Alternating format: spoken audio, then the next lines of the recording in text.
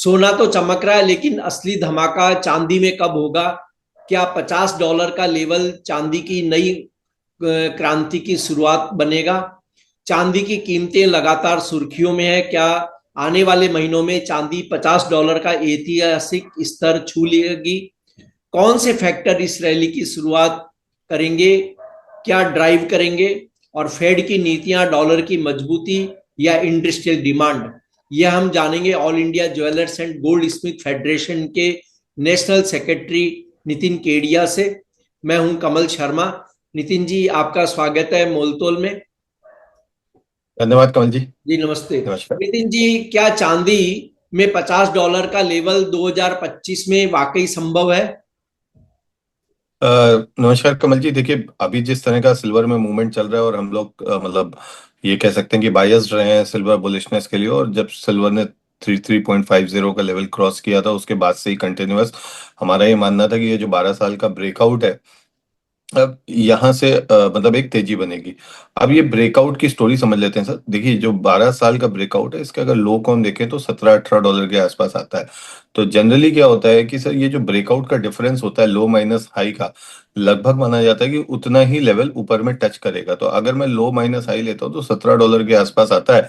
और 33.5 में अगर आप 17 डॉलर को ऐड कर दे तो 50 डॉलर के आसपास आता है। तो अब क्या हो रहा है सर, अगर एक महीने की भी हम बात करें तो जहां हमें एक समय लग रहा था कि 40 मुश्किल है, अब 38 मुश्किल लग रहा है। कि अब तो 38 आ जाए तो भी बहुत बड़ी बात है। तो अब इस तरह के लेवल्स हमें देखने को मिलते रहेंगे। और 42.5 के आसपास इंटरनेशनल मार्केट के अंदर काफी सारे स्टॉप लॉसेस लगे हैं जिन्होंने शॉर्ट पोजीशंस एल्गो के थ्रू या मान लीजिए वैसे भी बना रखी। तो 42.5 अगर ट्रिगर होता है तो मुझे लगता है कि 44 और 45 के लेवल्स बहुत जल्दी आएंगे। और फिर वहां से जो फ्रेश लॉन्ग बनना शुरू होगा वो इसको 50 के ऊपर ही क्रॉस कराएगा। और एक बार 50 के ऊपर क्रॉस होगा तो ये 51 के ऊपर, तो हम ये कह सकते हैं कि ये जो ब्रेकआउट होगा कमल जी, ये 14 साल का ब्रेकआउट होगा। 2011 में ये हाई बना था और उसके भी पहले हम बात करें तो 1980 में बना था, यानी 1980 में बना। 2011 में ब्रेकआउट नहीं हो पाया, प्राइस टच किया। तो अगर हम इसको डिटेल में देखें तो ये 45 साल का ब्रेकआउट होगा अगर 51 डॉलर के ऊपर जो है चांदी सस्टेन करती है। और 45 साल के ब्रेकआउट में मतलब हम ये देख सकते हैं 12 साल के ब्रेकआउट में क्या मूवमेंट आया है। तो हम सिर्फ कल्पना ही कर सकते हैं कि 45 साल का जिस समय मूवमेंट आएगा उस समय शायद चांदी अपनी एक्चुअल वैल्यू की तरफ चलना शुरू करेगी। जी। और गोल्ड बनाम सिल्वर में कौन निवेशक को ज्यादा रिटर्न देगा? देखिए, लॉन्गर टर्म का हम गोल्ड सिल्वर रेशियो का 75 का टारगेट लेके चल रहे हैं। तो चूंकि अब हमारा गोल्ड सिल्वर रेशियो में 75 का टारगेट है तो वैल्यू टर्म्स में मुझे लगता है कि सिल्वर जो है वो गोल्ड को आउट परफॉर्म करेगी। जी। और नितिन जी, जो इंडस्ट्रियल डिमांड है जैसे ईवी, सोलर पैनल्स आदि आदि की, तो चांदी की कीमतों पर कितना असर डाल रही है ये डिमांड? तो देखिए, अब मतलब पिछले 4-5 साल से ये डिमांड थोड़ी थोड़ी आना शुरू हुई है।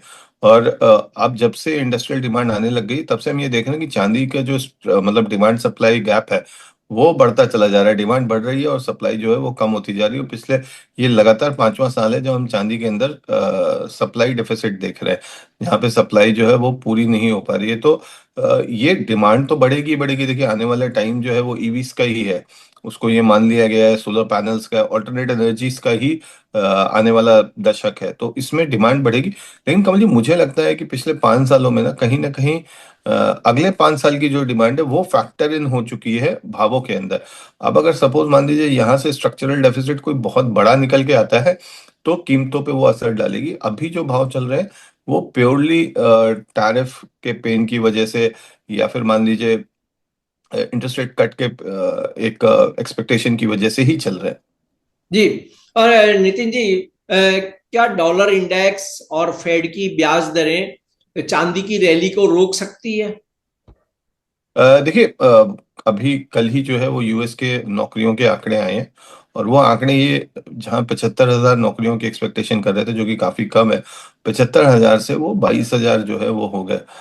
मैं बाहर था तो मैं देख नहीं पाया कि ट्रम्प ने उसमें क्या ट्वीट किया, बट मुझे लगता है कि वो 1 या 2 दिन के अंदर इसका ट्वीट कर देंगे कि ये नंबर्स जो है वो सही नहीं है। अब ये नंबर्स सही हैं या नहीं है वो हमारा विषय नहीं है, वो वहाँ की सरकार का विषय है। जी। लेकिन ये क्या बता रहा है, ये बता रहा है कि टैरिफ का जो इम्पैक्ट है वो कहीं ना कहीं यूएस को भी बैकफायर करने लगा है। और अगर आप देखें तो कल आंकड़े आए हैं और उसके बाद ट्रम्प का एक स्टेटमेंट आया है जिसमें उन्होंने मोदी साहब को जो है वो अपना दोस्त बताया है और ये बोला है कि वो उनसे अभी खुश नहीं है, लेकिन भारत और अमेरिका के संबंध जो है वो अच्छे बने रहेंगे और इस तरह के जो उतार चढ़ाव है रिलेशनशिप्स में दो देशों के, वो आते रहते हैं।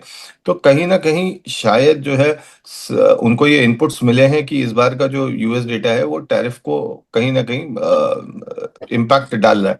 अब अगर इन्फ्लेशन का जो इम्पैक्ट है, अगर इन्फ्लेशन बढ़ के आती है तो फिर ये तय हो जाएगा कि इंटरेस्ट रेट्स जो सितंबर लास्ट में मीटिंग है फेड की, उसमें बढ़ाना पावेल के लिए इतना इजी नहीं होगा और वहां पे फिर हम एक करेक्शन बनते हुए देख सकते हैं, अनटिल अनलेस पावेल जो है कोई डॉविश कमेंट्री ना दे।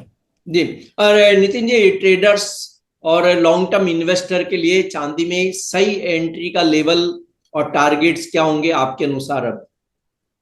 कमल जी, 1,03,000 से आपके प्रोग्राम में कंटिन्यूअस हम लोग चांदी लॉन्ग करने की सलाह दे रहे हैं।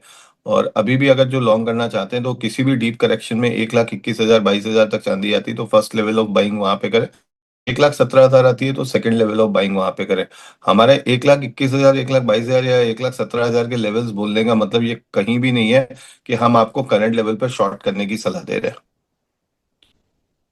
और टारगेट्स क्या मानते हैं अब आप, क्योंकि जब 1.25 लाख चांदी तो क्रॉस हो ही चुकी थी। कमल जी, मैं आपके प्रोग्राम के माध्यम से ट्रोल्स को एक और मौका दे देता हूँ। तो 1,40,000 1,45,000 का टारगेट हम लोग मार्च तक लेके चल रहे हैं।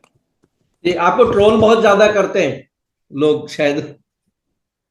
सर, वो क्या होता है ना, प्यार जहाँ होता है वहीं पे शिकायतें भी होती हैं। जी जी। अपनों से ही झगड़ा किया जा सकता है मतलब। अच्छा, जी और जी जी नितिन जी जी ये जी। बताइए कि जो $50 का लेवल है वो क्रॉस करने के बाद चांदी का अगला पड़ाव कहाँ हो सकता है? क्योंकि हालांकि आपने बोला भी है कि $51 मुझे लग रहा है अगला, लेकिन फिर भी अगर हम इसको बड़े परिप्रेक्ष्य में देखें, जो लोग निवेश 4-5 साल 3 साल के लिए करना चाहते हैं, उनके हिसाब से आपको $50 के बाद कौन सा लेवल क्रॉस होता हुआ लग रहा है, क्या पड़ाव होगा? कमल जी, हिस्टोरिकली अगर हम सिल्वर का पिछले 45 साल का चार्ट देखें ना, तो हमने ये देखा है कि वो चाहे 3 साल का ब्रेकआउट दे चाहे 5 साल का ब्रेकआउट दे, जब भी कोई ब्रेकआउट देता है सिल्वर, तो 10% का जो मूवमेंट होता है वो बड़ा स्विफ्ट मूवमेंट, बड़ा फास्ट मूवमेंट आता है। उस 10% के मूवमेंट के बाद जो है हम देखते हैं कि एक वापस जितना मूवमेंट आता है उसका 60% का एक करेक्शन बनता है। तो मुझे लगता है कि 55-56 के आसपास का एक स्ट्रॉन्ग रेजिस्टेंस सिल्वर वहां पे फेस करेगी। और फिर देखिए वहां पे उस समय इकोनॉमिक कंडीशंस क्या बनती हैं, कैसे बनती हैं, टैरिफ्स जो है वो कैसे मोड़ लेती हैं, क्योंकि मुझे ऐसा फील हो रहा है, मैं कभी कुछ रिपोर्ट्स पढ़ रहा था कि ये जो टैरिफ्स हैं ये प्रोबेबली 10 से 15% के बीच में आके सेटल हो जाएंगी। और टैरिफ्स जो हैं these are like a social economic schemes. जैसे कि कोई भी गवर्नमेंट, यहाँ पे हमने इंडिया में भी देखा कि सोशल इकोनॉमिक स्कीम लेके आती है, उसके बाद चाहे जितनी गवर्नमेंट आ जाए, लोग जितना बुराई कर दें, लेकिन वो स्कीम्स कभी भी वापस नहीं होती है, बिकॉज पॉलिटिकल पार्टीज जो है वो वोट पे चलती हैं।